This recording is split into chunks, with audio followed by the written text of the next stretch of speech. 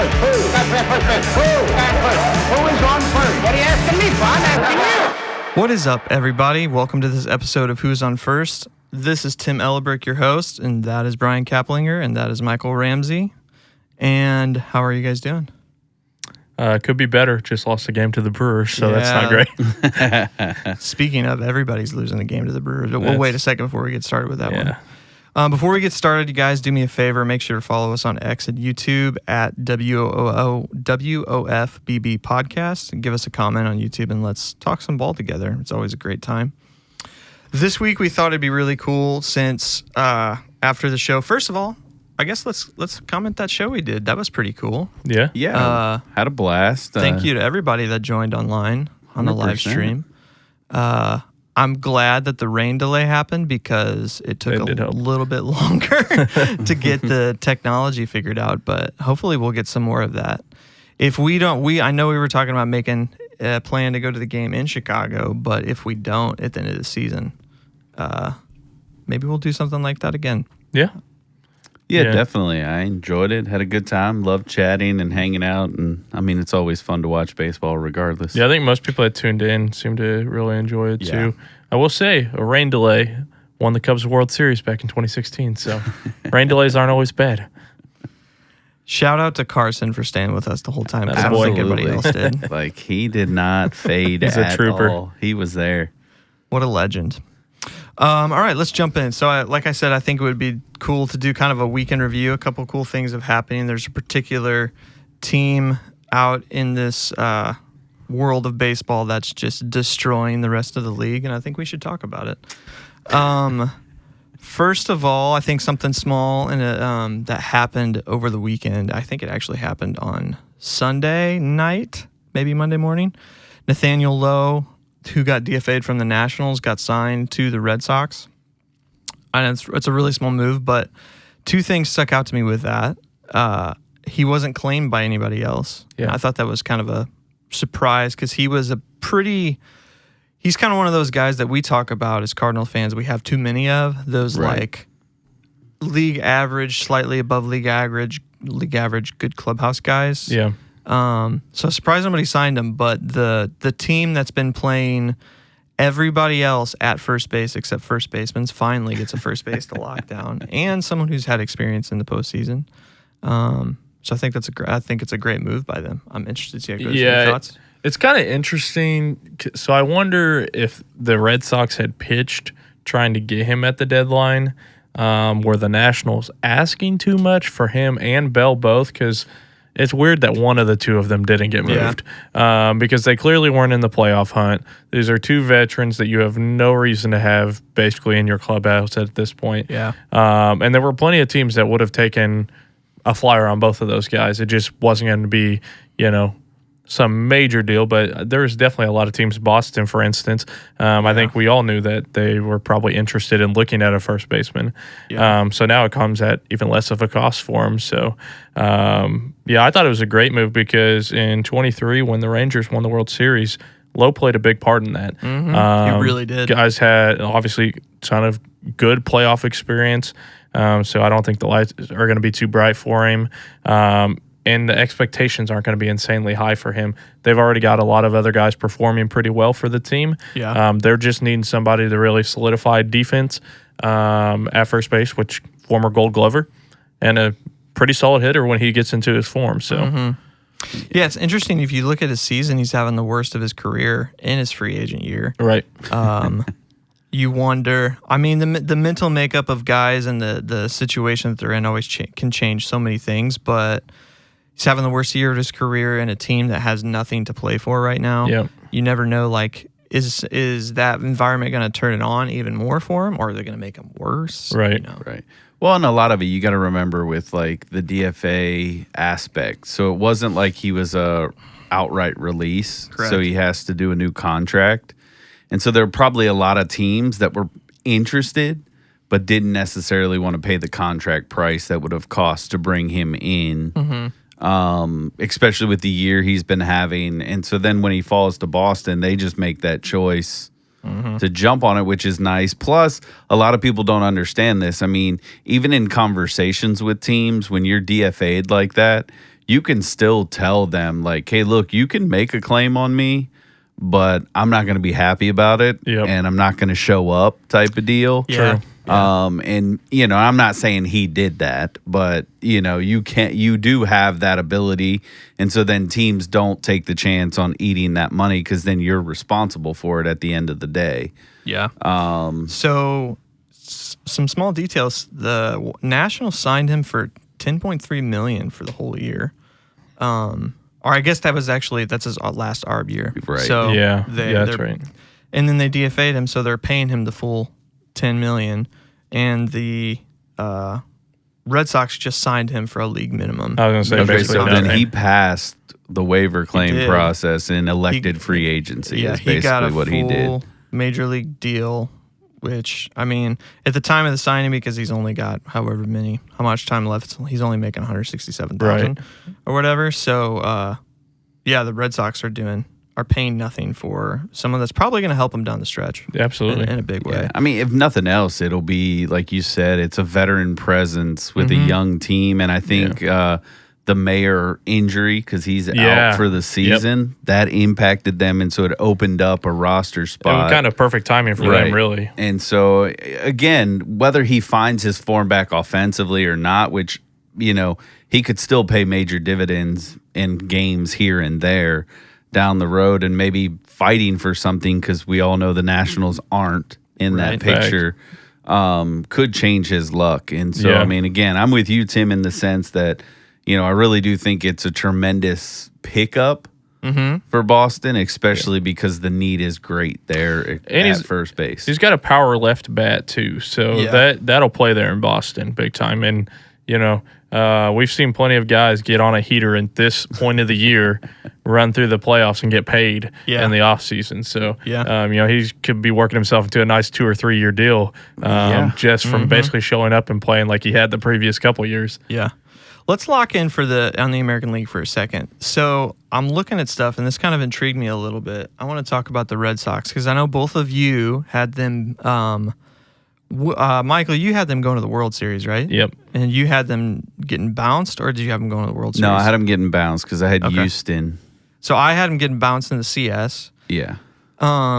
Currently, they are I think they're the first wild card spot, but they're tied with the Mariners. Yeah. They have the same record as the Mariners. But something interesting I'm looking at, the Red Sox have the second best run differential in the American League. At plus 94, the Yankees have the first at plus 99, but they've been, That's because their offense was so crazy early in the year. It really platooned their numbers a lot. It really did. I remember it being like high 100s. Yeah, it was astronomical through like 2 months. Yes. So as we look at the Red Sox now, do they have a shot the same as we thought before, less before? Because they've made so many moves. They signed Roman Anthony to that deal last week, which is just an extension that starts next year. Locked him up as their, the left fielder, I think? Because they're experimenting with Jarren Duran at center some more. Brought in Nathaniel Lowe in. They have Garrett Crochet for game 1, but past that, it's going to be Bayo and Giolito, who's been kind of mid. Do we feel the same way about them? Because they are, according to this, the second best offense in the league and the second place in the American League. Yeah. The piece I think is going to play will be the pitching to see what they do have, because a couple of those guys have had stretches during their careers where they've been really good. And you've got some guys that have a ton of playoff experience with Dustin May and Walker Buehler both on the staff. They've played or have sat around in clubs that have played deep into the playoffs for the last 6-8 years, both. So, I mean, you've got a ton of experience there, so they can kind of help walk Crochet through that. What's this going to look like?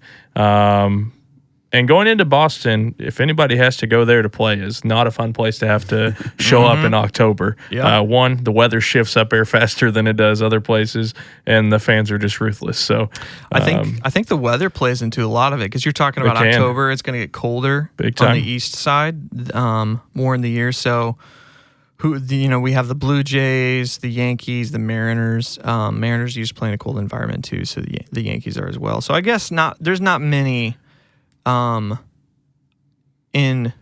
hot environments in that time of the year that would need to play them or make that. So maybe that won't come into effect. But pitching, You just never know, though, because, like, let's say some of these other teams, like you said, like a Kansas City or something, or Houston falls, back behind Seattle. All of a sudden, Houston has to go up to Boston. Not going to be a fun trip up there. And like Kansas City, what's happening up in Boston versus Kansas City could be drastically different, Right. Especially with that air coming off the water and stuff up in that area. Yeah, absolutely.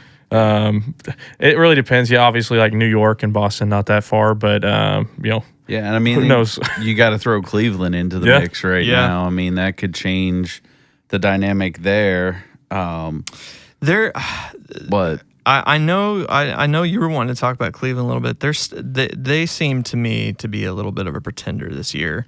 Their negative 34 run differential, that screams 2024 Cardinals. 100%. I'm not saying they're like gonna light the world on fire in the sense, but I think the negative run differential stemmed from early in the season. Yeah. We've Yeah, seen a big very much shift so. here recently with them. We know who J Ram is. I mean, he Big is time. just gonna be that Yeah. guy. Yep. And for whatever reason, they Royals still just can swept them. pitch. And so I think you just can't count them out. I didn't have them Yeah, going, and I did. so I was foolish. yeah.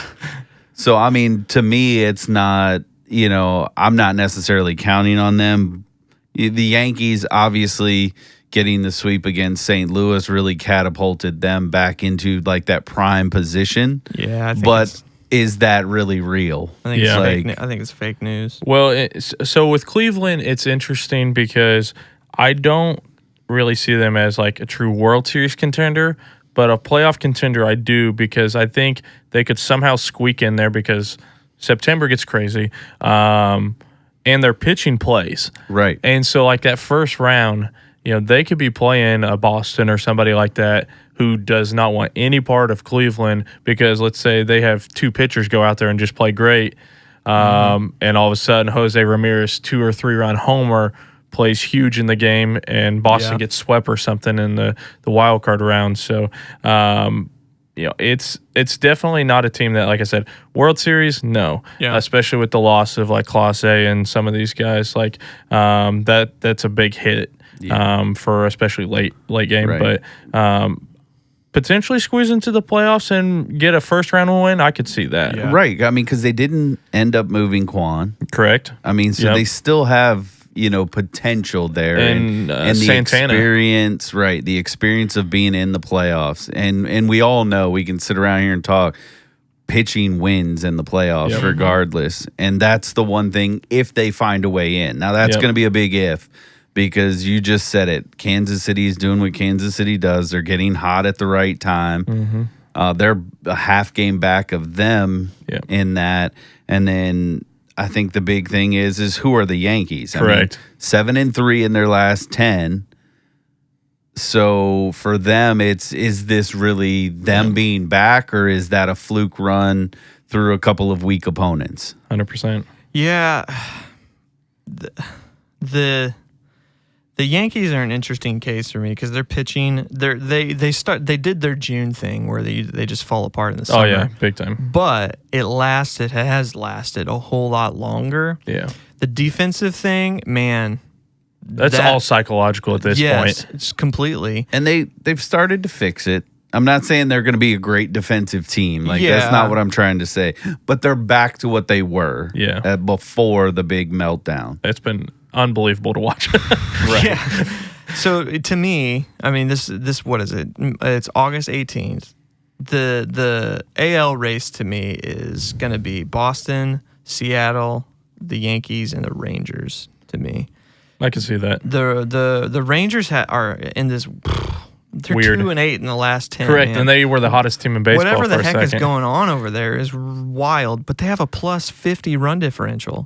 So they're winning by crazy margins and they're losing by really paper thin margins. Yep.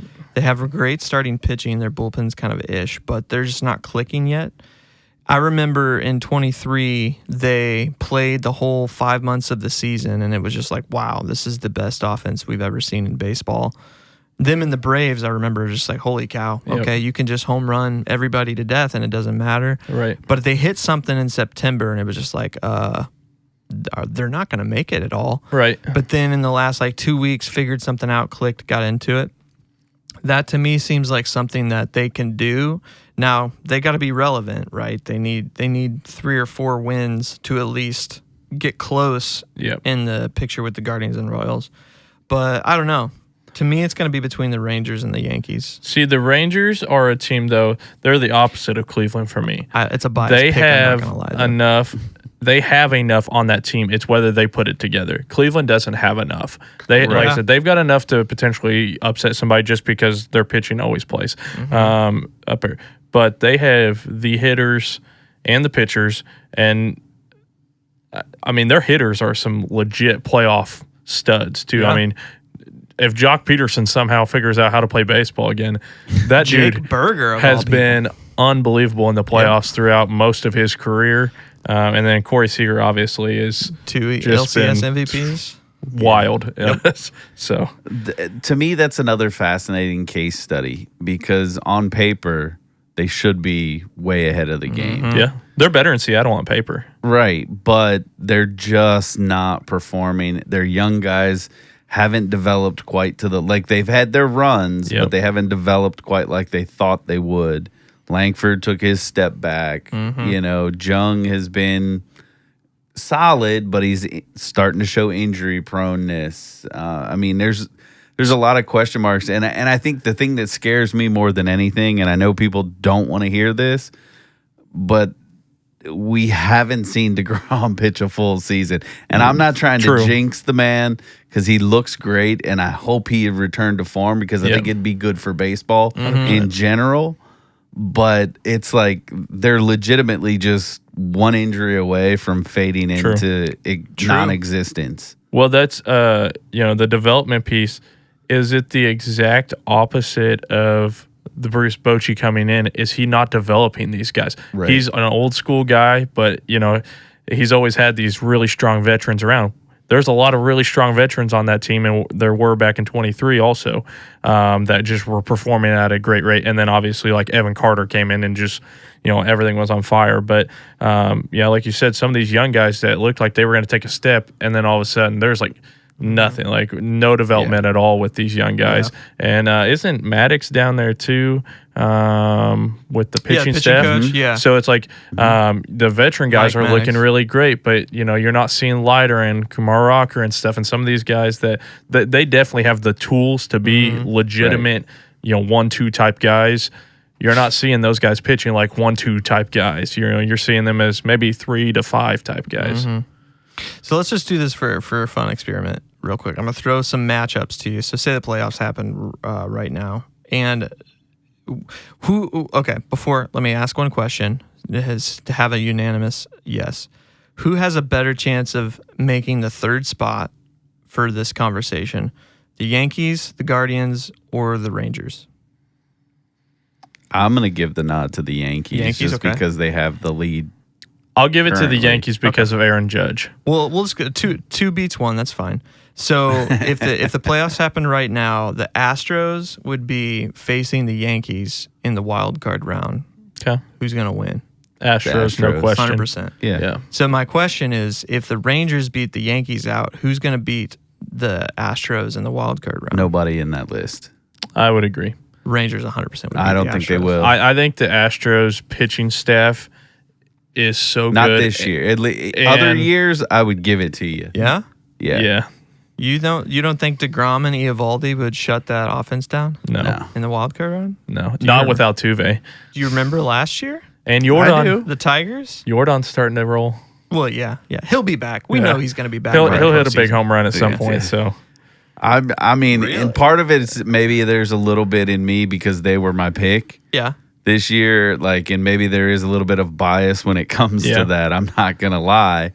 But looking at it, I mean, in a wild card, your top 2 pitchers, yes, are going to be the key thing because you're talking about a shortened series. It's not this elongated. But I'm also, I mean, you're talking about for the Rangers, you got Framber that's going to go. Yep. Brown. You've got Hunter Brown. I Yeah. mean, we might be in store for a tremendous pitching matchup in that series. It's gonna be amazing. But then that comes down to who's got the one swing. And so then you start looking at like, okay, Seager versus Jordan. Yeah. And then you start to look at, okay, who else for Texas? Maybe Simeon? Maybe. I would actually say Jock Peterson. But do they even trust to put him in? That's the big piece. Or Jake Berger. 100% that's a valid question. But again, the playoffs and the regular season are just two different sports. Completely different. Right. So when the postseason they're going to have starts, to pick their stats place because obviously you're not putting Jock. I mean, I could see Berger coming in against Framber. Yeah. You know, potentially with a big lefty. swing. Yeah, Jock Peterson and will face then him. Jock Peterson would be the Hunter Brown challenge there. The reason why I give the nod is just, I mean, again, maybe I'm just one that's kind of lulled by the Astros in the sense I'm not counting them out until they get knocked out. Right. Essentially, because, I mean, you've got Altuve who's still doing some unique things. Yeah, absolutely. This year, which I'm like, you got to good get on into the him. postseason so he can have the. And then you look at the fact that Correa's back. Like, that's a big bat in that lineup. That right is wow, there. I forgot about that in this question. Plus, in the playoffs. And Pena looks like a completely different player this year than what he has in years prior. Yeah. It's one of those things, I talk about, obviously the Rangers, I trust some of their guys, but at the same time, I don't trust anybody more than the Astros playoff experience. I mean, like, yes. Ideally, you look the at this infield. You've got Christian Walker. You're going to put Altuve back at second more than likely. Yeah. Pena's at short. Correa's at third. Yep. And then you're going to have Jordan in left, which I don't love. I'd rather him at DH. I think and he'll DH. Maybe they can pull that off. Yep. And then you still have Cam Smith, who's a wild card. Yep. We don't know what he's going to be in the playoffs. Dubon's played well beyond his expected value You got this year. Sanchez now that can play left out there. Now, again, these are the wild cards because they haven't really had playoff experience Yeah, but we're in that talking regard. about who's the top 3, top 4 stars in your lineup that are going to have the best chance to beat the other I one. mean, to me, you're looking at You're basically flush Jordan and Seager. Altuve, and Correa. Yeah. Those 3 guys right there, like, I mean, Texas has players. Yep. They don't have those players. Yeah, I agree. I think that's a pretty fair argument. I forgot about Correa in that. We know that the Astros are always going to beat the Yankees in the playoffs until Altuve is retired. I think that is their lot in life. So then the second game is going to be the Red Sox and the Mariners, and who wins that one out? In my opinion, I don't know. I think it's the Red Sox. Just because playoff experience, Bregman and Bueller being, I could see Bueller just being trash the whole season with a 6 ERA, but then throws. That's kind of what he did last year. in a wild card round. It wouldn't surprise me at all if like you get to the playoffs and Crochet, Bueller, and Dustin May lock it down. Agreed. And like you have no issues whatsoever from your starting pitching for And Giolito Boston. steals you again. Right. Like, I mean, I'm not even counting on him in that regard. And they do have enough veteran pieces like Bregman and some of those, like Story's having a tremendous rebound season now. Abreu, man. Right. Now, the questions I have for them is they're less experienced in that run. But now they're still more experienced than most of the Mariners. I will give them that, but probably the only Mariners guy is a Rosarena, right? But let me ask you this: No, Mitch Garver counts. Which pitching staff do you trust more in a really short series? Ooh, that's the to me. question. I still give it to Seattle because there's too many questions with Boston. We're saying, what if Walker Bueller and Dustin May? Like we're talking, Brian Wu has been phenomenal this year. You're talking, a couple of these other Gilbert and these guys, like they got a little bit of experience a couple of years ago. Yeah. And you got Luis Castillo. He had a little bit of experience actually with Cincinnati way back in the day. Right. So to me, I trust Seattle's pitching more.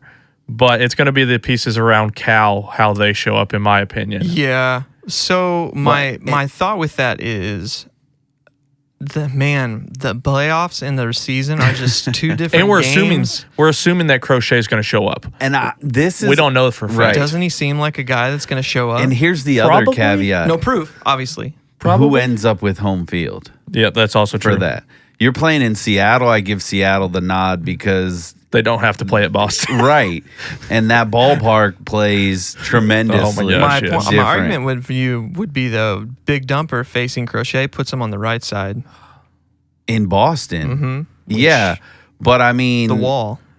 After he's already solidified Right, his but- MVP season. But that's just the one guy. Mm-hmm. Yeah, Right, Rosarena like, in Boston. yeah. I mean, all of they have offensive upside for Yeah. sure. Yeah. but I think that's what also makes Boston's offense that much more potent against the pitching. Yeah. Like I think you go out to Seattle and you play out there, and we're probably looking at a pitcher dominated game on both sides Most again. likely. Red Sox have a plus 94 run differential, and the Mariners have a plus 31. Part of that is, though, the Mariners started the season pretty rough. Boston started the season horrible. Well, that's true. They did. They couldn't have been much worse. But They're below 500. Seattle's problem was they weren't scoring runs, but they also weren't giving up.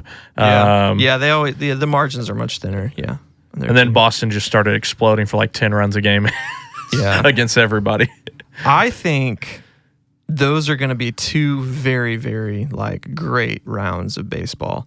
When it gets to the DS, though, like you have the Jays and the Tigers facing whoever the next, the seeds end up being. Man, again, the playoffs and the season are two different sports, but the Tigers and what's happening, I don't know, man. Boston's got a better run differential than them. Well, They started with an almost 200 one. Brian and I were kind of chatting beforehand. The thing is, these teams that have had to sit in a bye have struggled, especially when they're facing a team like, let's say, Kansas City gets on a run, Right. runs through the first round of the wild same card, thing you saw with and then all of a Arizona. sudden, Right. Arizona type thing happens where they Yeah. run themselves into the World Series. Yeah. I mean, the difference, I think, Detroit did that last year in Yep. the sense of getting on that run and True. making that playoff run. Yeah. I would still give them the nod just because of who they have on their pitching staff Yeah. right now over pretty much anybody that they would face.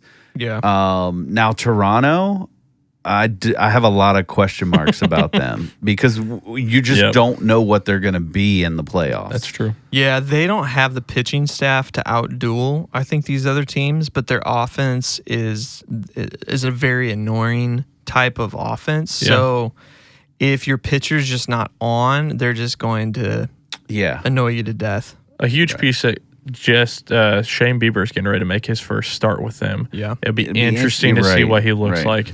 Yeah. Because if he looks like Shane Bieber of old, that could drastically change the Blue Jays' outlook.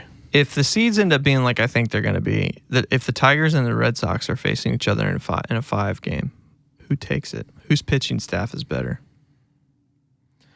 The My big question with piece- the Tigers is, after school ball pitches game one, Flaherty's obviously their number two, but are you going to take Flaherty over whoever Boston's second pitcher is? It depends on the Flaherty we see at the end of the True. season. I mean, Yeah. he's not like, I know we laugh because we've seen what he is Yeah. from St. Louis, but at the end of the day, like even when he was with LA last year, he pitched really, really Yeah. well in the playoffs. Yeah. And so if Those that's- 7-game series hurt him because the second people game, see him, right? Yep. Right. And that's always going to be his downside. Like that's why I would be scared to have him as two. I Yeah. mean, I would consider some of their other guys Maybe in that Mize. role. Like Mize might be an option to go two. Charlie Morton's got a lot of playoff experience. Right. Like that's a guy you can't count out. against Boston's offense. Maybe. I When they mean, faced him all season when he was on the Royals. Or not Royals, Orioles. Or Right. Yeah. but I mean, this is what's great about baseball, though, is the fun Yeah. right here of trying to figure this out. Because as you narrow it down, like the details really start to matter. Like Yep. it is a one-on-one when you start looking. Like you can't just go. Yeah. Just because you have Scooble means you're going to walk through the playoffs because Correct. he only gets if you're at most in the short series 2 Yeah. games. Well, and so I actually got a little bit of chills just thinking about it. But if there is a pitcher in baseball that could do what Bumgarner did with the Giants back years ago and went 3 games in game 7 type guy, Scooball's the guy going out there like, give me the ball. 100%. And you could see that guy go throw the gym on short rest. Like, Yeah. yeah, I mean, like he's the one guy like. Of you can't lose his most of game. them. That's the big right. thing. If you lose his game, your series is probably over, in my opinion. Yeah. And that's the thing to me. He's the guarantee, but he had one bad game in last year's run against the Guardians, and that kind of solidified their run. Yeah. The Tigers postseason run. The Guardians just outlasted them. Right. In that sense. And these guys could have one bad day, one bad inning, and that whole thing is over. So they're pretty equal. Yeah, the AL is going to be fun to watch Boston too. just has more of an edge because it's got more experience. Maybe. Giolito, In certain pieces. Bueller. Right. certain And again, pitching experience. Right. Pitching experience. Right. And so, but this is, and I guess this is where I shine. Like I love to see the no-name guys all of a sudden Yep. show up Yeah. in the playoffs that you just don't think are going to be there, and then Yeah. all of a sudden, that guy just goes out and he becomes electric. Like who's to say Bello doesn't become a stud? 100% agree. Yeah. There was a stretch 2 years ago where he Right. looked phenomenal. Yeah. Where it's like, is that still in that guy? Like, You're or was right. it just people hadn't figured this kid out yet? That'll be interesting to see. So let's jump over to the National League picture because we have a team that's just taking over the game and it's absurd. It's making everybody else really, really sad. So It's the Washington Nationals. Yeah. I wish. Colorado Rockies. That would at least give me something to be excited I know. about in the sense of some of these young guys. Speaking of But the Rockies, they're 35 and 89. Awful. 35. The only success they've had is against the Cardinals this season. yeah, won both series. They That's won both series. Shut us out pretty 3 tough. times. Right, Or twice. right. I don't know what the record for run differential is, but theirs is really awful. Right. Negative 327. So the Milwaukee Brewers are destroying baseball and taking them by storm right now. They are 79 and 45, and that's, I believe, after their game today against Correct. you guys. If they win tomorrow, they'll be the first team to 80. Well, technically, they could do it tonight. The Cubs and them have a doubleheader. Doubleheader. Oh, they have Right. a doubleheader. Yeah, So so if they hopefully win not, the but night game, technically. if they win the nightcap, they'll be the first team to 80. The next best team in baseball is the Blue Jays at 73 wins. Right. So they're 7 ahead of them. The next best team in the National League is the Dodgers with 71 wins.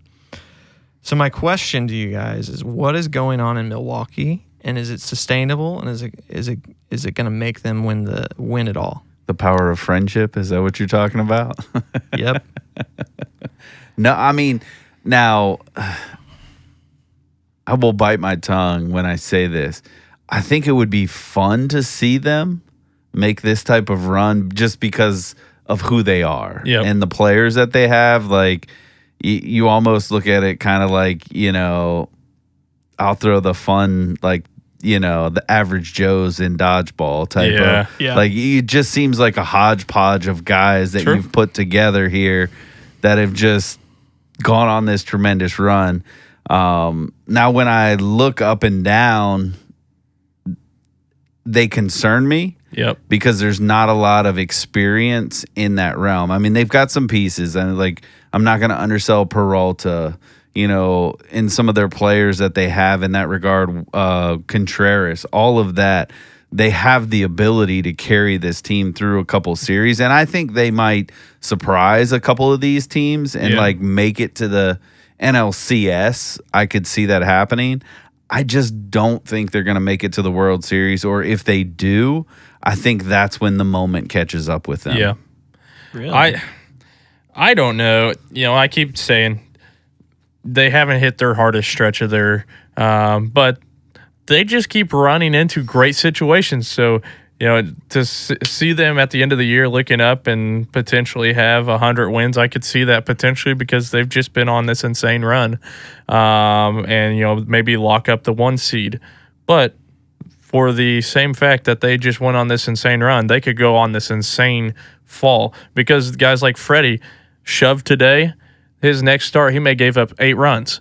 You just can't trust that. Mizorowski's a rookie. What are you going to get with him down the stretch of this season? Some of these hitters, Isaac Collins and some of these guys, they've been hitting unbelievably, even without Churio out there. They've been great.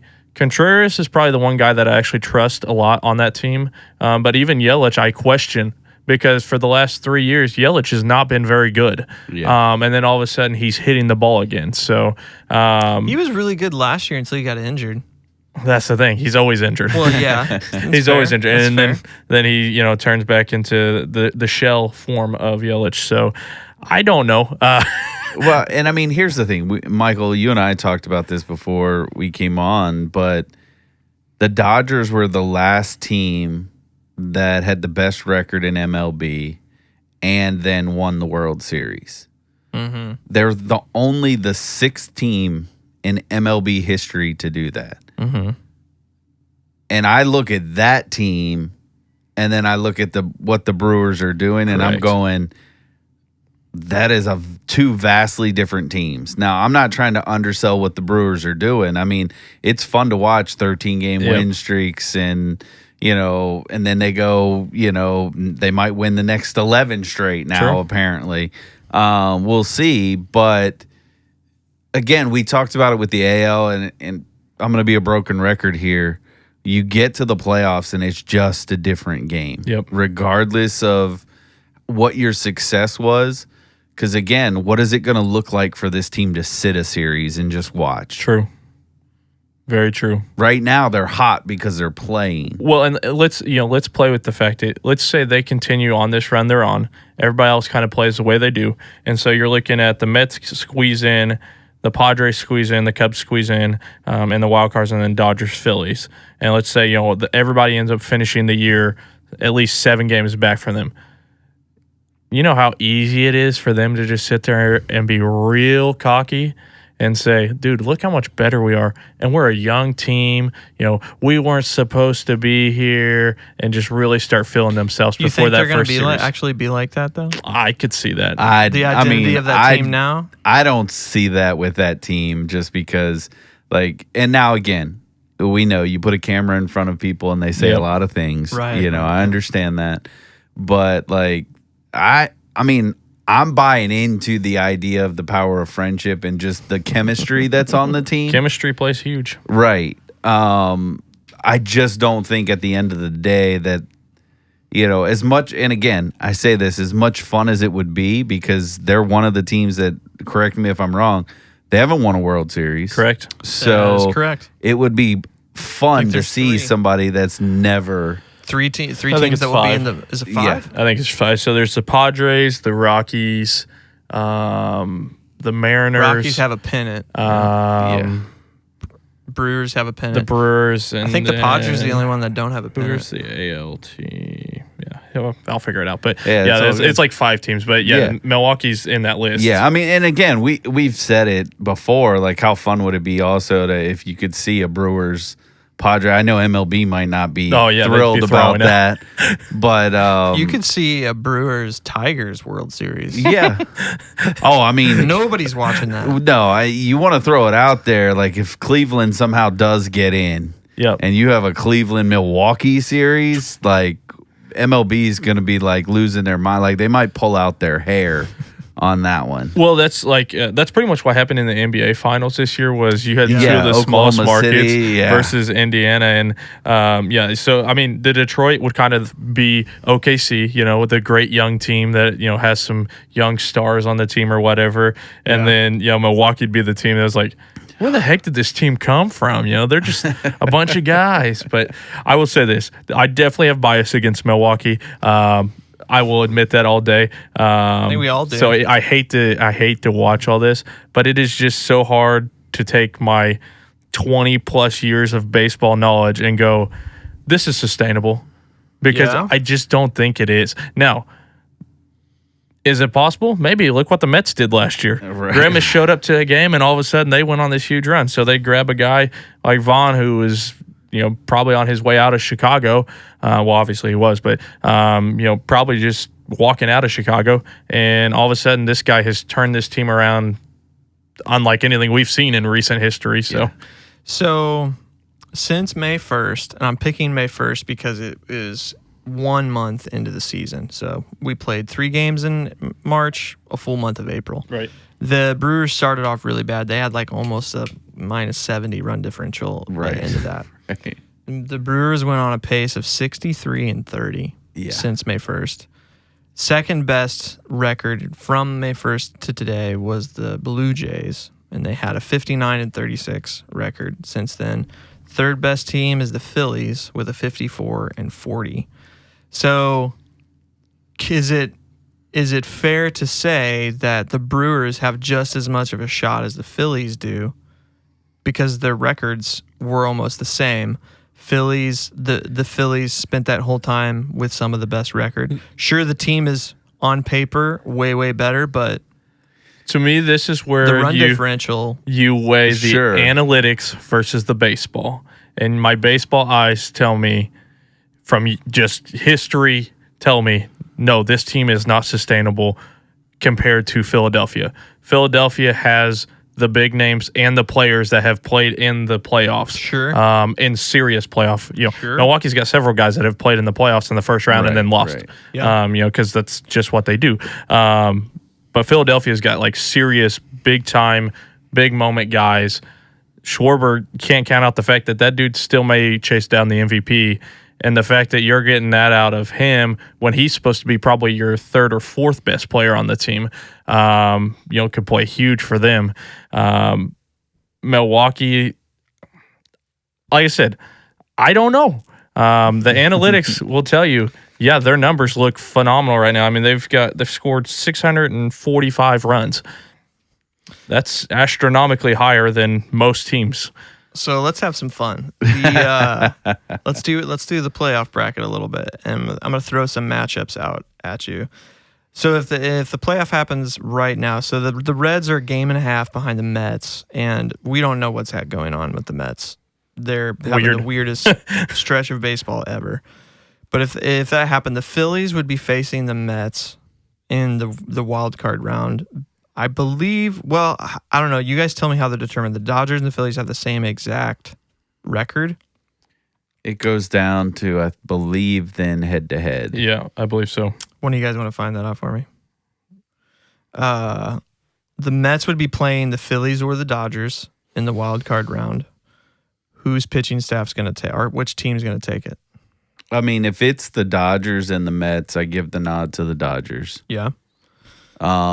Phillies and the Mets would be interesting just because of the division rivalry aspect. I think the big question mark is, I don't know if you boys saw the news about Wheeler Yes. come out today. Yes. So what does that look like for him moving forward? Because, I mean, he's going to be basically shut down with no activity for 14 days, potentially up to like a 90-day period, depending on how all of this goes. Yeah. And I mean, now, That's tough. barring, let's put baseball outside, like my thoughts and prayers go out to that dude. I mean, that's a tough thing. You got a blood clot. You had to go in and get it Correct. removed. Like, make sure you're healthy. His health is going to be paramount. Doesn't matter about baseball at this point. But for the sake of this podcast, obviously, if he can't come back, that's a tremendous loss for Philly, especially come playoff time. And Nola's just not been the Right. same. I mean, because then you're talking about leaning on Christopher Sanchez, who electric, Unbelievable. Yeah. but we don't know what he is in the playoffs. Yeah. True. I had him winning the So Cy it Young it shit, by the is way. tiebreaker, and currently Philadelphia actually holds the tiebreaker. Okay. But they play each other one more time in September. So that will be the So as of determining right now, the Phillies would be the The two seed. 2 seed. Okay. Yep. So it'd be the Dodgers and the Mets. I actually put the Mets beating the Dodgers because of injuries. And, Dodgers are weird, man. I mean, it's I think they just get healthy at the right time. It's I mean, highly that's just possible. what they do. could be. Totally. And Shohei's ramping up. I mean, by that point, he's going to be able to pitch a full game. You know, a little bit more experience for Yami. And then, I mean, you're going to be able to even have, I think, someone like Roki come out of the bullpen. Yeah. In that regard. So I think 2-1, you guys say the Dodgers beat the Mets, which I think that's pretty fair. The Cubs and the Padres play each other in the wild card. Bias aside, I'm actually going to take you out of this conversation. Yeah, you should. You should. Who wins, the Cubs or the Padres? That truly is 2 wild cards right there. Yeah, that like this one's causing me to think a lot more. Now, run differential, the Cubs have a 110 run differential, the Padres have plus 44, but the recent records you can't take out of the equation. Right. Correct. And that's what I was, that's where it gets interesting for me because, I mean, obviously the Padres have a history of falling apart towards the end of the season. Yeah. Right. So let's do game 1, 2. Right. Because game 3 is always going to be, it's a wild card of a wild card. Yeah, so it's Boyd. It's Boyd and not Yamamoto. Imanaga. Padres are going to send out Darvish. And Cease. Maybe. I don't know. Unless King's healthy. King's healthy, yeah. By that point, I mean, do you consider like putting in that playoff rotation? Nasty Nestor? I hope. As long as he's not playing the Dodgers. I sure hope so. So Nick Pivetta. Nick Pivetta could be. He's had a nice season. So it's probably Darvish because he's got a reputation in the playoffs. Yeah. So the question is, whose offense going into the game beats out the pitching? Because the Padres pitching's worse. Like Boyd and Imanaga are solid 1-2 studs. Yeah. Both lefties as well. I think that plays to San Diego, though. The thing is, if things stand pat, they are coming to Chicago. Right. And it is going to be very cold compared to But that ball flies, man. That Depends ball on can the fly. They can.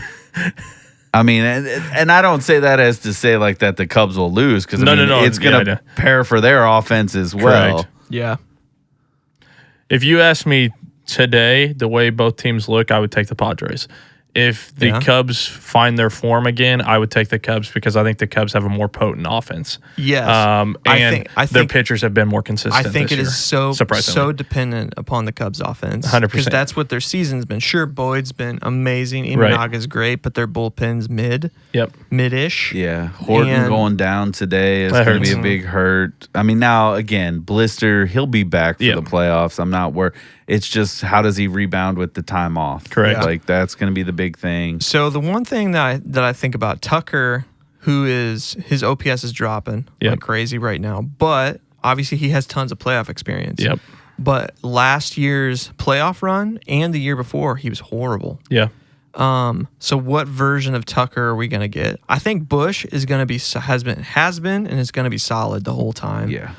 We don't know what version of PCA is right now because he's just going through it. So if we don't know what version of Tucker we're going to get, let's just say PCA doesn't figure it out. Yep. Is that enough to beat the mediocre pitching of the Padres? It's starting because once you get to the bullpen, you're not winning. The thing I look at is they have Fernando Tatis Jr. And he is the game changer on there. Obviously, Manny has had his moments, Future Cardinal. and could have his moments. Oh, gosh, but don't tease me. Merrill's completely unknown what he's going to look like. 100%. I don't think you could lean on Ryan O'Hearn for a playoff type thing. Now, Xander potentially. I could see him showing up big hits. I wouldn't expect home Merrill runs out of played him. great in the series last year against the Dodgers. Yeah. So here's the thing, like, and I was actually shocked by this. Xander's not having a bad offensive Correct. season. He's turned Like it around. I started because I think he came out the gate a little slow. Right. I was like, everybody wants to make fun of and I still think it's a horrible contract. Correct. Like, don't get me wrong, but I'm like, dude's actually contributing. This I was going to say, year. last I looked, I think he was batting like 284. So it's like, I was like, okay. yeah. 107 WRC plus. Right. I was like, I can't really 3.1 hate on WAR. him that much. Yeah, it's hard to say. Like, as the I mean, he's not the superstar. I hear you over there. I mean, he's a mid player, but for what he compared to what he was till now, the Padres, the one thing they do have a lot more of is playoff experience versus the Cubs. The Cubs have Kyle Tucker and Dansby Swanson. Yeah, Most of the rest of that's pretty young. Bush didn't play at all. No. There in LA. I mean, he was around. He just kind of screams to me a guy that's 100%. Imanaga seems like a guy that's thing I think is huge some. is, and I'm sitting here today telling you, Craig Counsell needs to move Nico Horner up in the lineup. He is far too valuable right now, and they need runs desperately. He's got to be getting more at-bats because the guy's batting near 290 and is an RBI machine. Get him up there around Bush because that's, I mean, several of these other guys, Happ and these other guys and stuff, like they are struggling mightily. Yeah. Give him a chance to be up there. That would be my only knock on Counsell is he's kind of like... When things are good, Counsell looks like... Yeah, but great. he's kind of like Mike Schilt in this sense. This is why it's such a fascinating series when you look at it. Like, they're going to set their lineups. Their lineups are always going to be the same. You never know if they're going to make the right call or not when it comes to the bullpen in this situation. But when they're star players, both of them look like genius managers. Yeah, that's, I mean, for a lot of years, it was really confusing to me how he was getting these Milwaukee teams because Milwaukee looked a lot like they do now. They may have actually had a couple more star players back in those days. But it's like, how is this team so good? But he get to the playoffs, it's like, dude, what are you doing? You look like a third grader out here. Like, he's just throwing his favorite player out there. That's a great comp. Schilte's kind of the same way. Yeah. So my only thing about that series, and we'll play the advocate of like both win to do the next, because the next series is what I want to get to. The Padres bullpen is lights out. Nobody can touch and them. that plays in the playoffs because you can big in the shorten that starter's Darvish can leash. go 4 innings, Right? And if you don't hit off him in 4, you're not gonna hit then again. Your starters don't have to face the entire lineup twice. Well, and that's, I mean, that's big when it comes to, or they just face them twice and you get them out of there. Well, and that's the big piece with where the Cubs have been so bad since the beginning of July is they've won one game that they were trailing in since the beginning of July. Prior to that, they'd get behind. Oh, well, the Cubs are down 3-4 runs. Somehow they are now winning the game. And it's just not been like that. So if they continue down this stretch, getting behind a bullpen like that, no way. Yeah. Now, you show me the team that was there earlier in the season, played a lot of small ball. Guys obviously were hitting the ball like crazy too. Yeah. But yeah, I would probably give the Cubs the nod, even against that electric bullpen, just because the way those guys play, they play differently than a lot of teams do because they have the ability. Almost every guy in that lineup could play small ball, drop a bunt, and get on base on a bunt. You don't get that in a lot of lineups. They don't have very many guys that it's like, oh, this is a true power hitter. He has no speed, like Carson Kelly. That's the guy. Yeah. That's the guy that's got zero speed. All right, so we'll do the DS bracket real quick because this is the question that I'm getting to. So if the Cubs win, the Cubs go to play the Phillies. Who takes that game? Phillies. Probably the Phillies. Yeah, I think that pitching, offense just combats. The pitching is going to be big in Philly, though. I'm really concerned about that with Wheeler. Now, it also may be to their benefit. Wheeler gets to sit for a couple weeks and chill out. And the Mets have been so bad, and I'm not going to count Nola out. Just like we said, for the same reasons for a 100%. lot of other pitchers. Nola in the playoffs, right? Like pitcher. The playoffs, he just becomes something totally different. He reminds me of Eovaldi. Yes. Eovaldi's kind of just like a number 3-ish, number 2 guy. Although this year he's playing lights out, but when he gets into that month, it's a different. Yeah.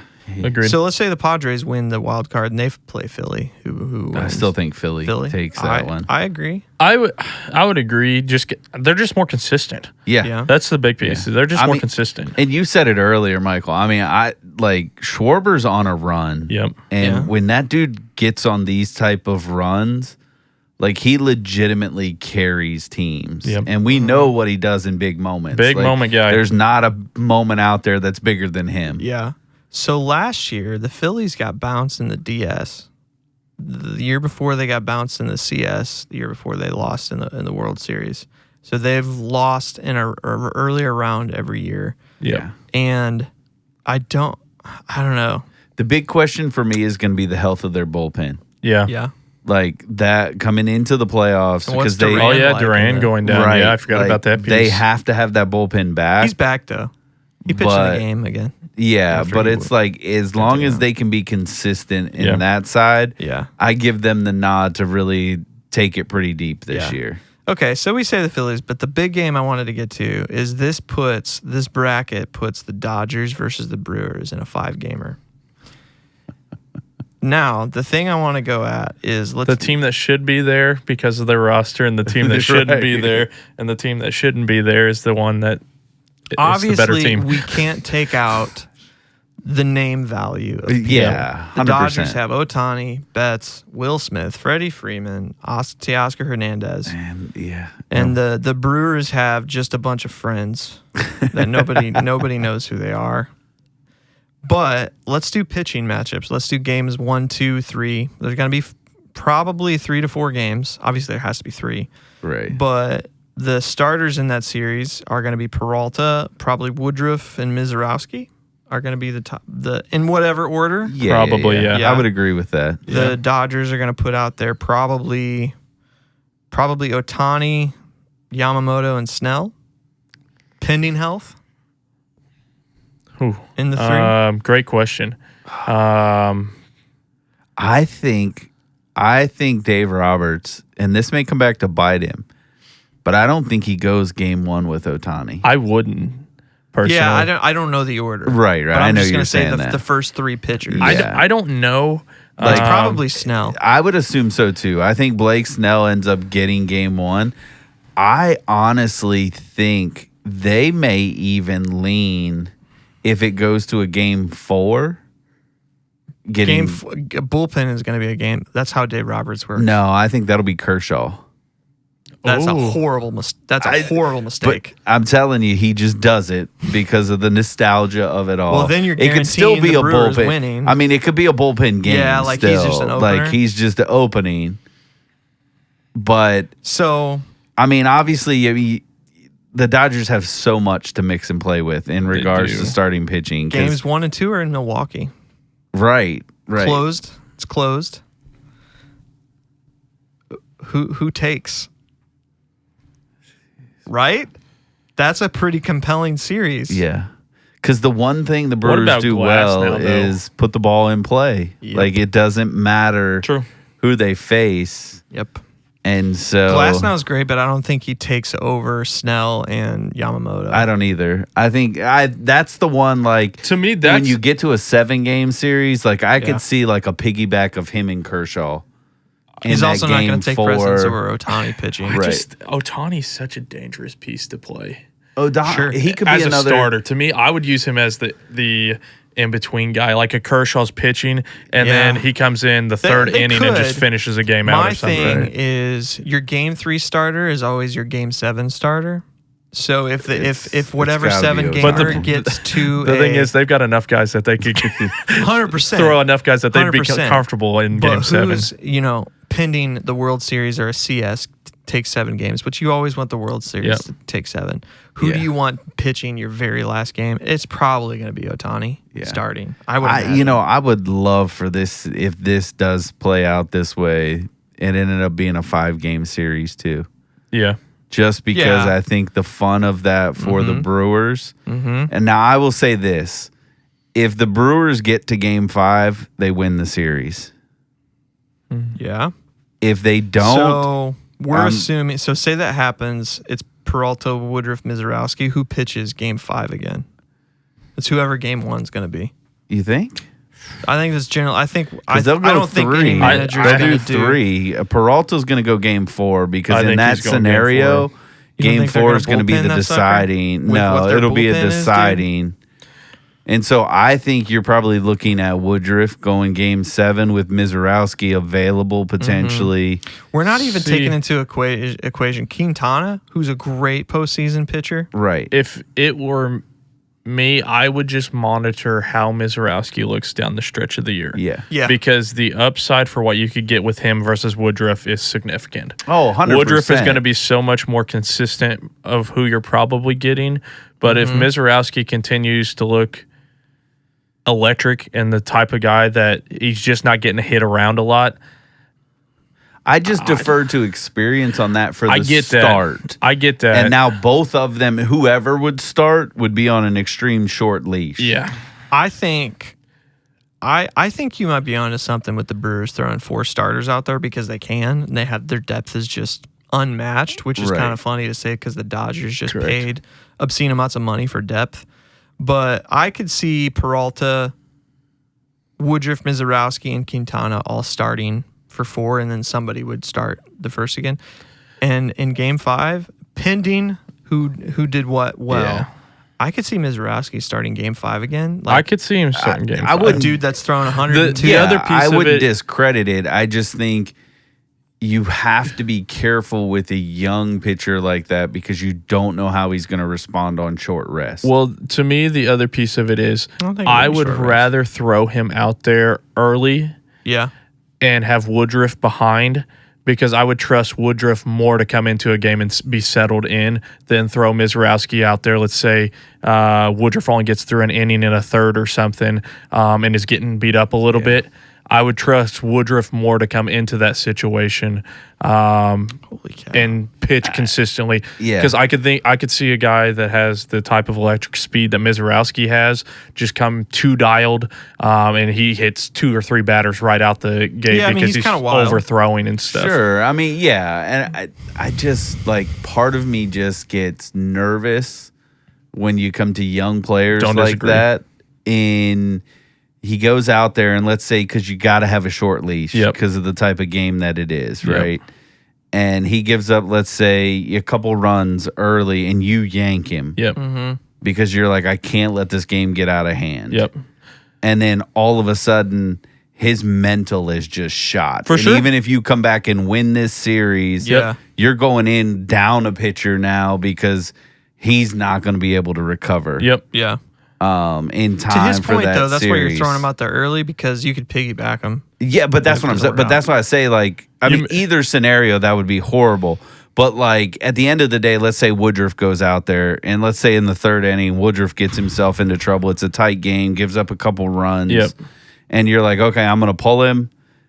Miz is going in. He's already losing at that point. So Yep. his job is just to keep it where it's at. If something were to go sideways, then his mental is not as fragile, in my opinion, because you could look at him and go, you didn't start this game. This is a different experience for you. Yep. If he starts that game and it falls apart, Yep. it's like, I could brother, you also- lost this game. I could also see them not starting Peralta, period, because he didn't do great in the playoffs last year. I think Freddie's going to get He's going to be their his number just one. because Yeah, he's I mean, their he's their guy. ace, But for sure. Freddie, to me, honestly, is more inconsistent than either one of those guys. yeah. Because like I said, there's games he's going to show up and just shut down the other team. There's games he's going to show up and give up 4 or 5 runs in the first couple innings of the game. Yeah. Who's got the better bullpen? The Brewers. 100%. Yeah. The Brewers have a better bullpen. Until the Dodgers throw all their starters into the bullpen. Right. Which they will. Yeah, 100% right. They will. Right. So yeah. this is what's intriguing to me because even on paper, if you take the name value of all the players, Ohtani didn't hit great in the World Series last year, and he Yeah. didn't hit great in the CS last year. Mookie Betts' season this year is doing Yeah. some weird stuff. Will Smith's having just the most unreal season of all time, which is why I don't think Quintana will ever start against the Dodgers because their righties Yeah. are just so Yeah. dominant. Tommy Edman's going to be back for the Dodgers. You can't count out him when he 100%. when he plays in the postseason. I can't see the Milwaukee's pitching staff falling apart against any offense. It's tough though, because like again, like I look up and down, and it's like as much as we say we give credit to the pitching staff, like I look at like Freddie Freeman, who's a doubles machine. He just 100%. gets better in the playoffs. Yep. 100%. Mookie Betts can be the same way. Yeah. We saw what Teoscar can do Yeah. from the right side of the plate. If Will Smith is on and he stays on, Yep. I mean, you're talking about a lineup that all of a sudden becomes 6-7 deep right from the get-go. And I mean, we're not even talking about Conforto in left, which is a huge pickup for them come playoff time. You think so? That's a good point because he's been horrible in the Yeah. season. Right. But listen to these names: Trevor McGill, Abner Arube, Jared Koenig, Aaron Ashby, Nick Myers, Shelby Miller, Grant Anderson, Tobias Myers. They're all unreal. Yeah, but also unproven. Sure. True. It's very true. Dodgers bullpen: Vesia, Kasparia, Blake Trinan, Anthony Bonda, Alexis Diaz, Jack Dreyer, Again, Justin Rybalowski. I would say the Brewers are the better bullpen, like on paper. If it gets to bullpens, the Brewers have as good of a shot as anybody when it comes to that. Mm-hmm. It's like you said, the experience piece. It'll be interesting to see because some guys are whatever it is, Doesn't dude. They just matter. got the ice water in their veins, Right. and they're electric from the jump. Other guys, you can definitely tell the moment's getting to them a little bit, especially relievers. You can see those guys are a little shaky. The World Series hangover comes into play too. 100%. Could. That's why I say, like, I don't write the Brewers off. I think they're just going to have, like, it's going to be different than the regular season in the sense they're going to have to learn how to win the series in a long series, not these little sprints. Now, I mean, but yet again, I'll throw out the Diamondbacks because they just mowed through teams when they got in the playoffs. Their but they offense ran is out of pretty gas. they ran out of gas. Their offense ran out of gas. And so that would be something that you just have to concern yourself with on that. And then I would say, like, on the flip side, like we talk about these dominant, like, relievers, closers, whatever. I mean, and this is where I'll give my fandom shot is you always go back and you remember what happened to Brad Lidge. One swing of the bat and dude was down for 2 to 3 years because he couldn't recover. And that's what happens in the playoffs for these pitchers. And so, like, that's why I say, like, the mental side of some of these pitchers has to be really strong.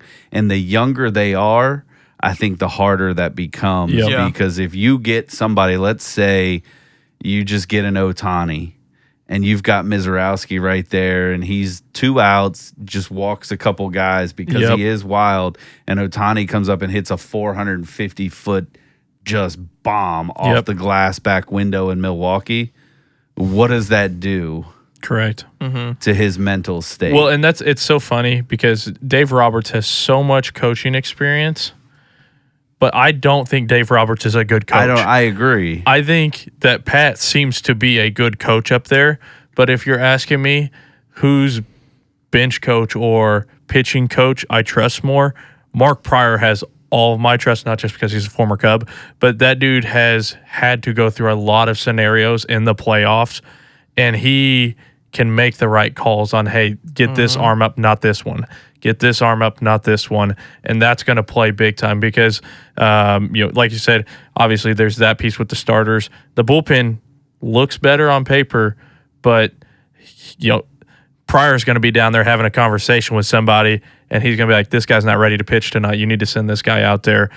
This guy, all those pitchers down there in that bullpen are going to be a little shaky, ready to go. They think they're excited to be out there, but, relievers can blow up a game real fast. 100%. I don't know that this would be kind of the best case scenario, I think, for the Brewers to meet a team, though, because of all the things we've already talked about. Like, Betts is having a bad year.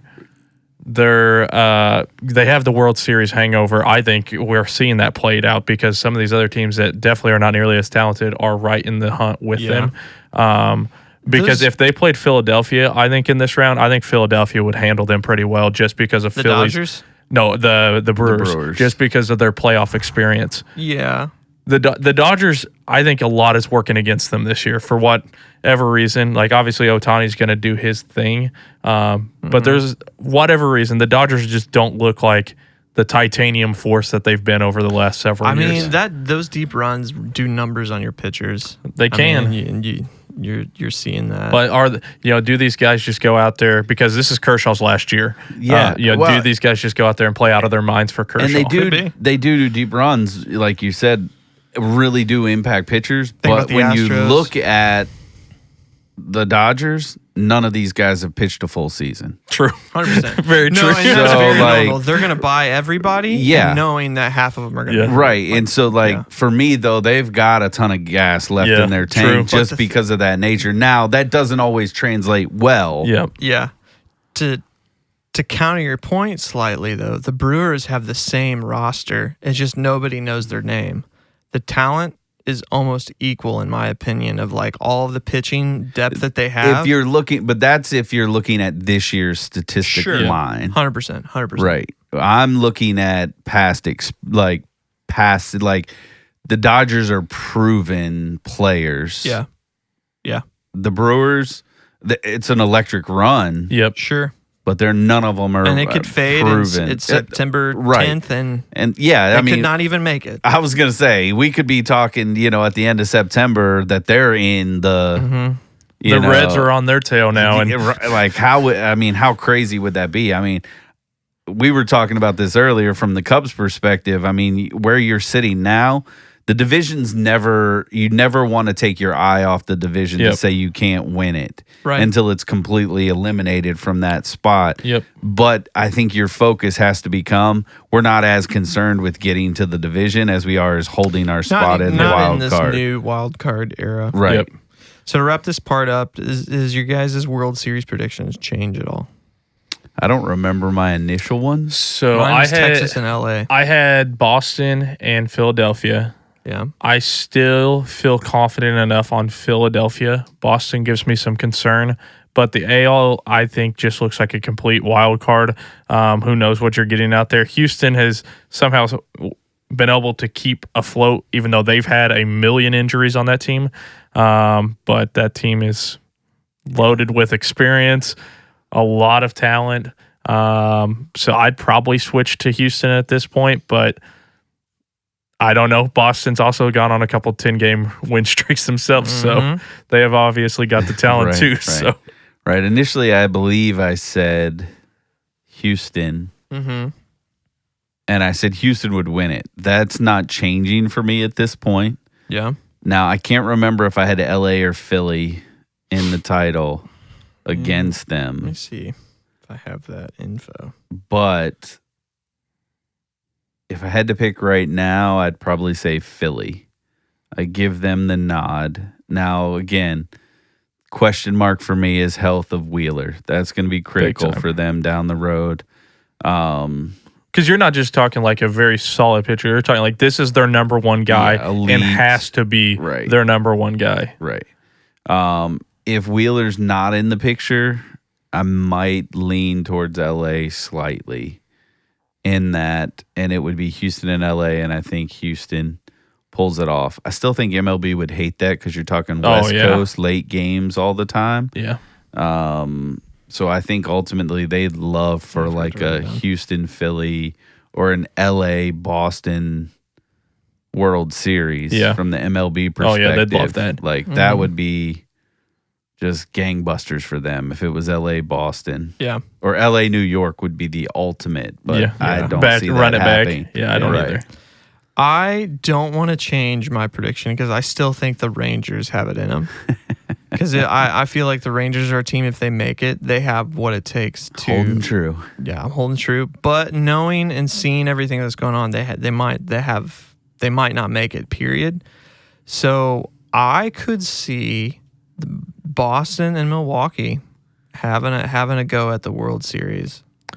Be interesting. I'm Milwaukee's having just got some pitching that just nobody knows, and it's just like, what? Hey, the power of friendship Would- can carry them Which a long would be way. amazing for Right. baseball. We'll I mean, keep look at what watching. it's Yeah. done in the entertainment industry. The power of friendship with K-pop, number one. The Demon Hunters, number one. It's the power of friendship there too. So maybe they tapped into that. I think maybe they had a team movie night and Yeah, watched maybe. that one. The backup, I would be on board with. I would be seconding Michael with Phillies and Boston. If I You just had don't to want pick Boston. another That's my NL that was my team, pick. I actually say watch San Diego. The moves they've made, obviously this Dodger series kind of stumbled a bit, but there's just something about them, and Fernando Tatis just screams the guy. I want to see him on. That I mean, you get him to the World Series. Yeah. Just he turns into Freddie Freeman last year. It's just like big moment, grand slam. Rest of the series, homer. I just want like, to see him on a different team The- where he gets more recognition. Oh, yeah. I mean, obviously, I want to see him on my team. correct. But Cardinal. The Padres scream to me the same situation that the Yankees have in the sense that last year the Yankees had the perfect run. They Yep. played every Central team possible, and that organization just always has a winning record against them. Yep. If the Padres can avoid the Dodgers in the postseason, I think they make the World Series. I That would be 100% could see it. If the seeding has to work in their favor, For sure. and the Dodgers could also lose to the other teams pretty easily. Yep. But I think in the playoffs, the Dodgers will always trump the Padres because it's in their head. I would Kind of agree. The Houston and Yankees situation. I just think the second tier to that is going to be Philly. It's most in San likely Philly. Diego. Yeah. Just because, like, I just don't see a world where San Diego beats Philly if they end up having to face each other. Philly's backs are against the wall, as we've talked on. Yeah, here. like I mean, yeah. they've got to go all in. Like Yeah. now, that's going to be some pressure. 100%. So that'll be interesting to watch how Harper responds to that. Yep. Trey Turner, again, all these guys that they have the ability and they have clutch within them. Yep. But when you know this is the run, this Yep. is our time, That is a lot of pressure. it's a lot of pressure. I think the Padres beat them. All right. It's hard to say. Like I said, the Phillies pitching staff is a huge question mark with Wheeler up in the air. Yeah. Yeah. 100%. Because Sanchez has been lights out, but if you're having to throw him out there game one, because he has been your best pitcher, risky. I would almost lean into Ranger Suarez if it was me.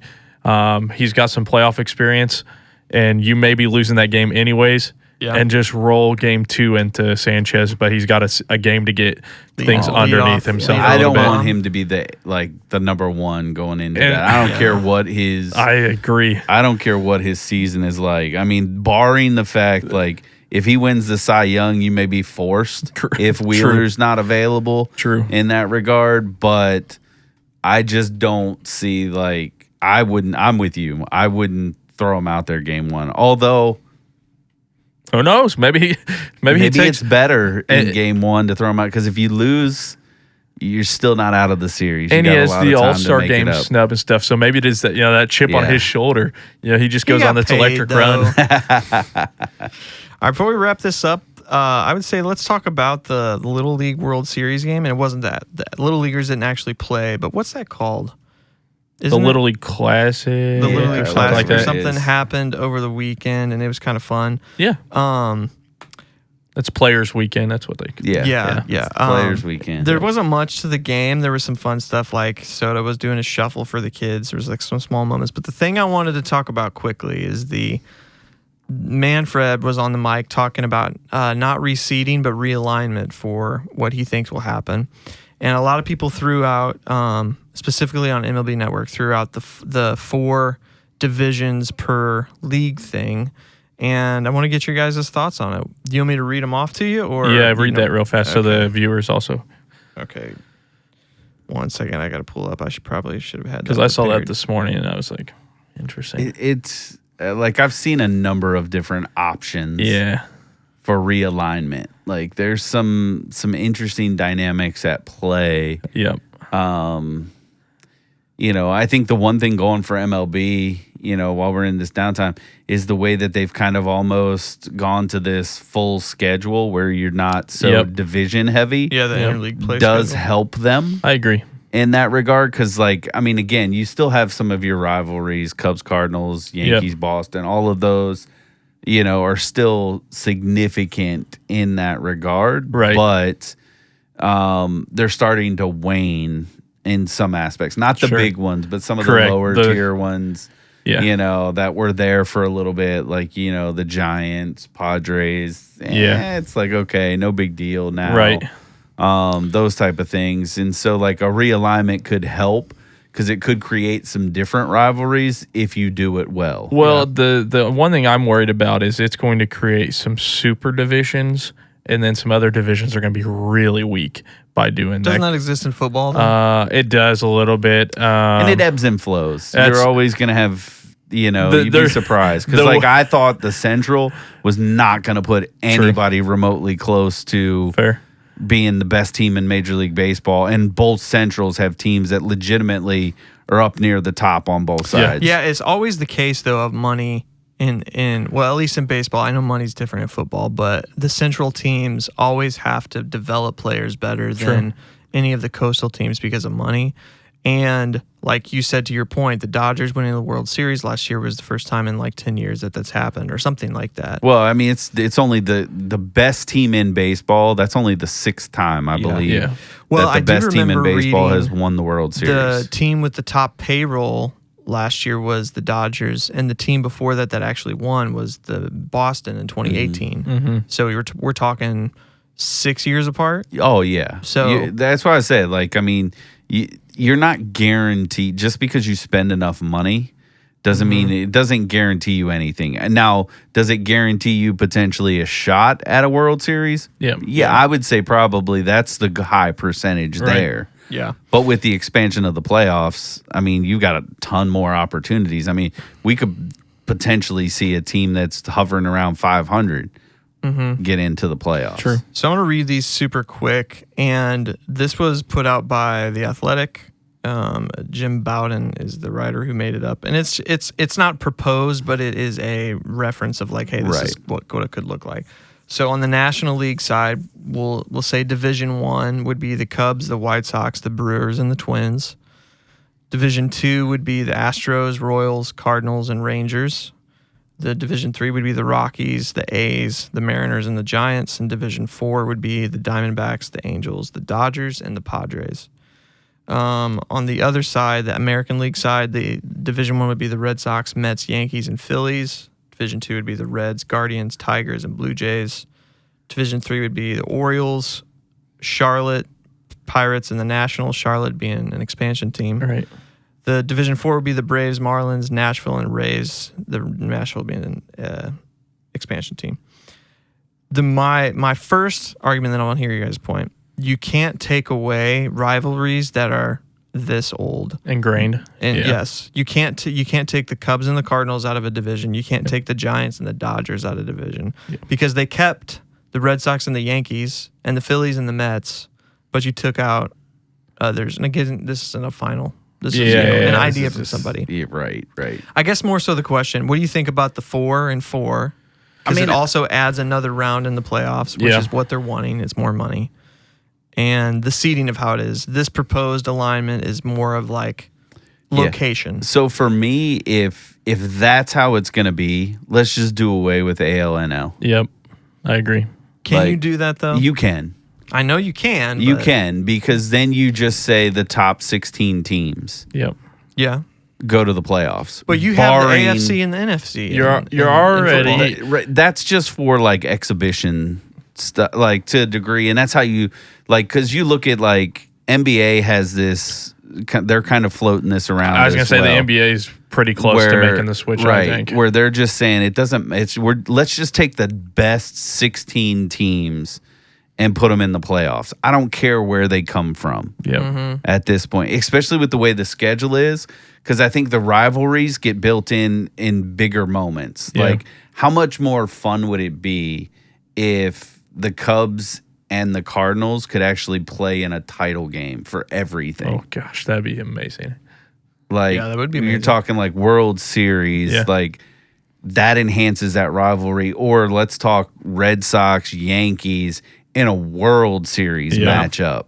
Yeah. Like, all of a sudden the stakes get that much more. That's a good question. That's a good proposition. Because the way the schedule works out now, you're still going to be playing those teams the same. If you don't change the way the schedule works, you still line up those rivalry weekends between St. Louis.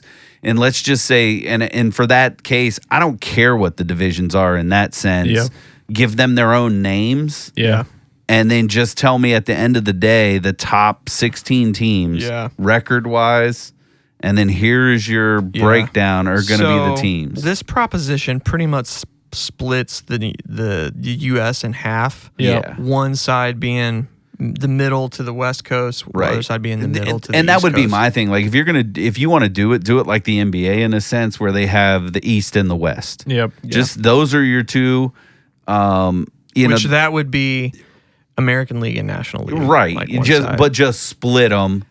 Yeah. East and West, and then what's going to happen is you're always going to have let's just say a West team versus an East team in the World Series. Like that would just be the delineation on that side. Yeah. I like my point would then argue is like you would then separate some of the really good. Like there's potential that Chicago and St. Louis are in two different. Let's say you put St. Louis in the West and Chicago goes to the East. Yep. I don't know if that would legitimately break down that way or not, because you'd have to look at the number of teams too. Like that's the other thing, because you would have to. And he's got an Eastern Conference, Western Conference labeled here. So Yeah. So I mean, I don't hate it in some regards. The traditionalist in me, like I'm like, oh man, like I'd have to relearn divisions and relearn all of this stuff, but like.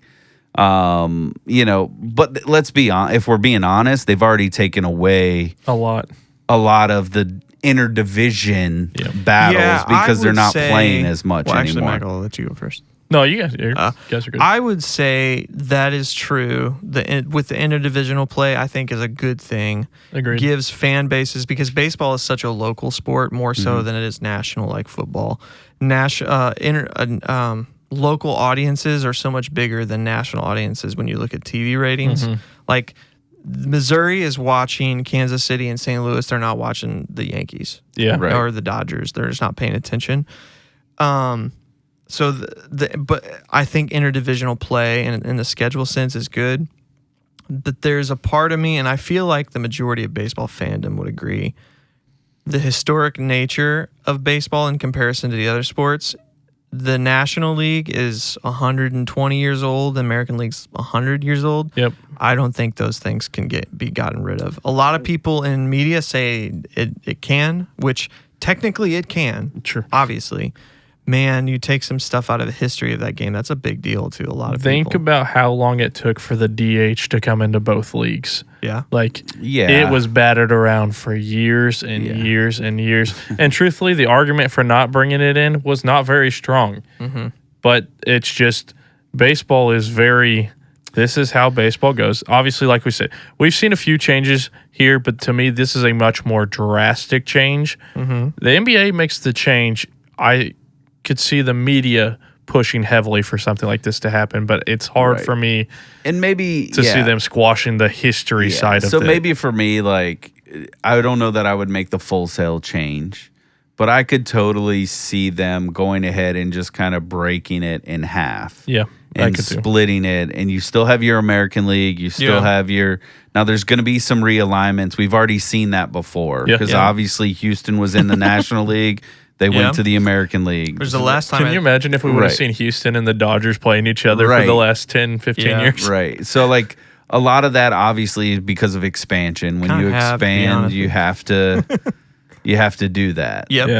And so... And when expansion happens, it's going to go to 4 divisions no matter what. It has to. Yeah. You're only adding 2 teams. That's the only way the numbers work. Right. You have to. And so, like, and if you're going to go to that point... You have to realign everything, and that would be a good break. In the historical side, it's gonna take some fumbling to get around. Yeah.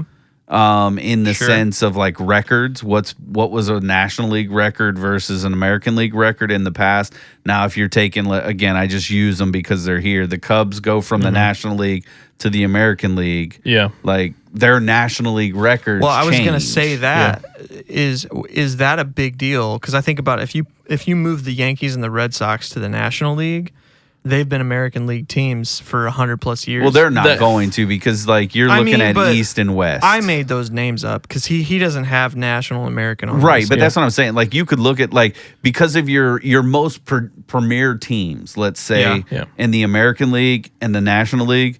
American League is Yankees and Boston, right? Like that's the premier of that, right? You talk about the National League, the premier is going to be LA. Yeah. right? Probably St. Louis, LA, Atlanta, So Atlanta, Chicago.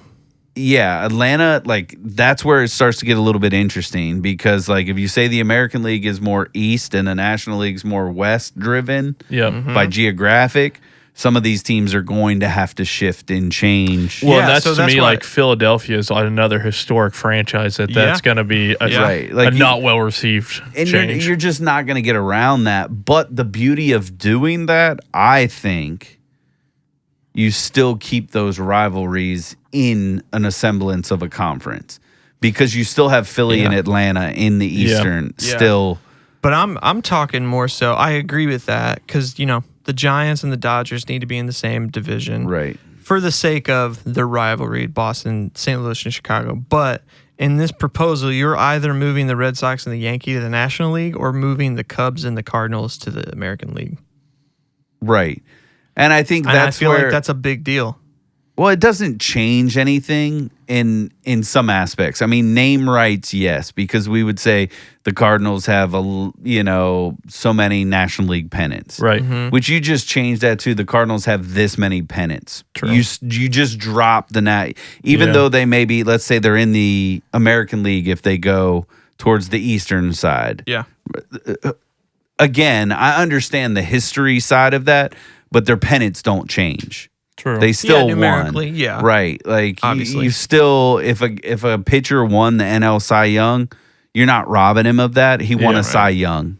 I think you just start dropping the record labels of those things. It's not going to be an NL Cy Young. Well, he just won the Cy Young. He won the MVP. Yeah.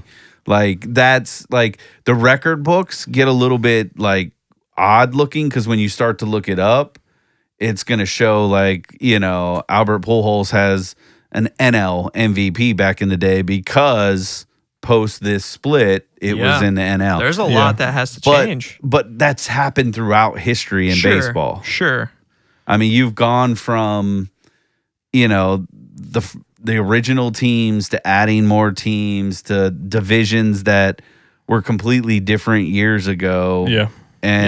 And like I said, nobody talks about the Astros.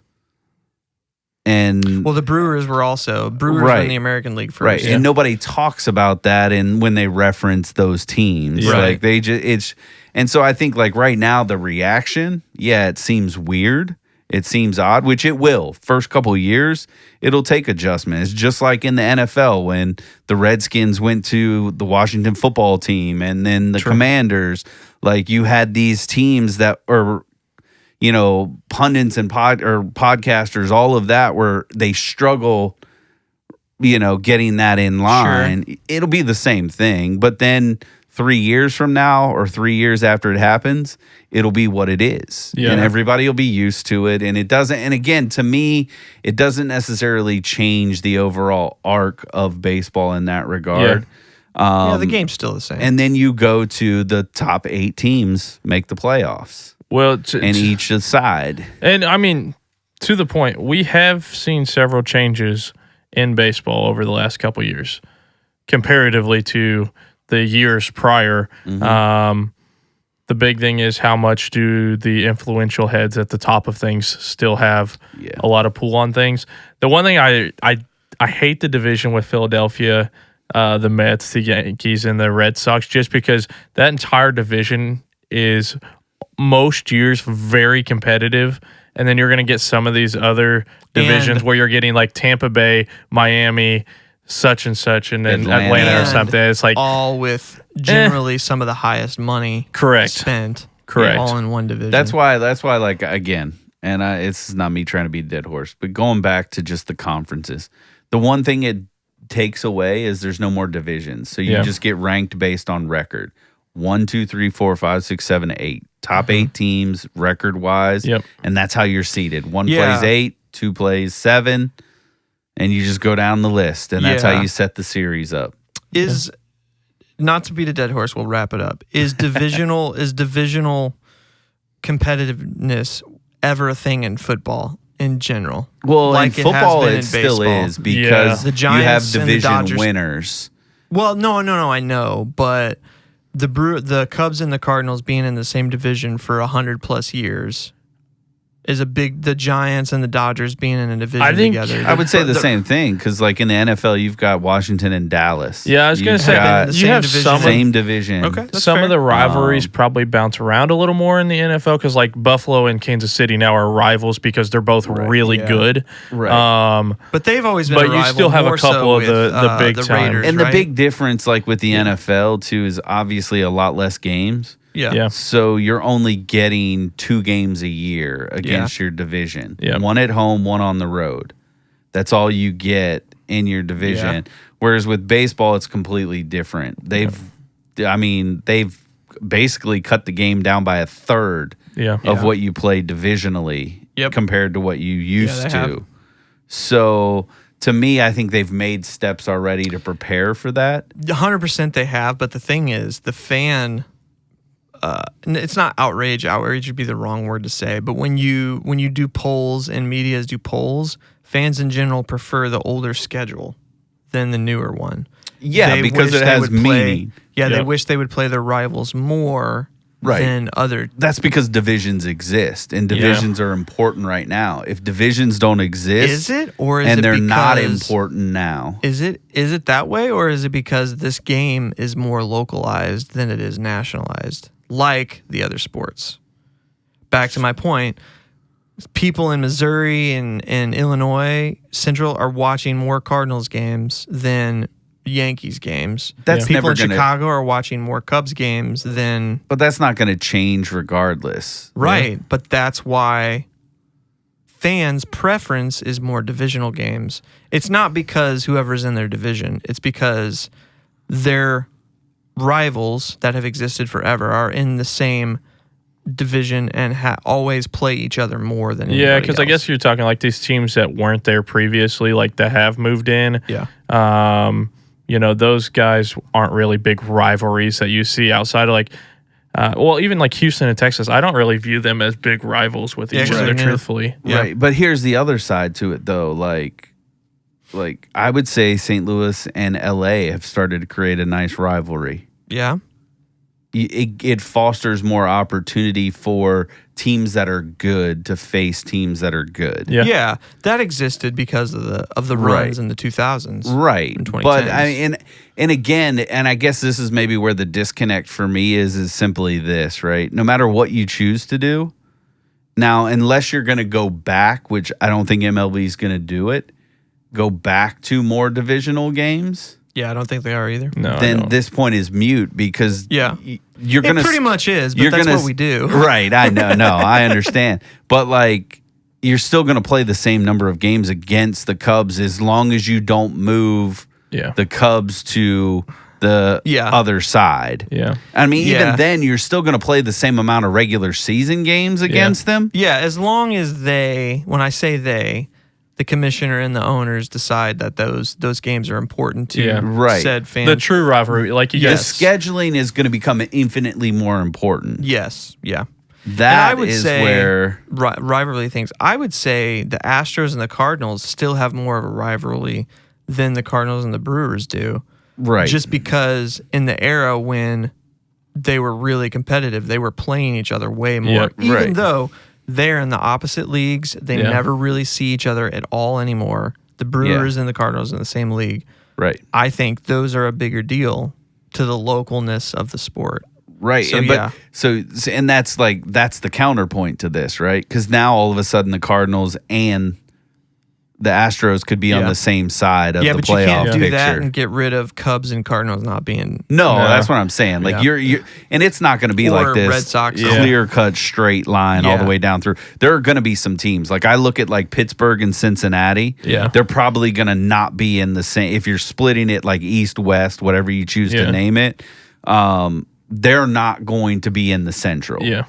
The only way you maybe get around that and you're still going to placate, and this is what the article did, is you're sectioning it off into like these, like squares, groups. But the downside to that is all the money is going to be in one division. Yeah.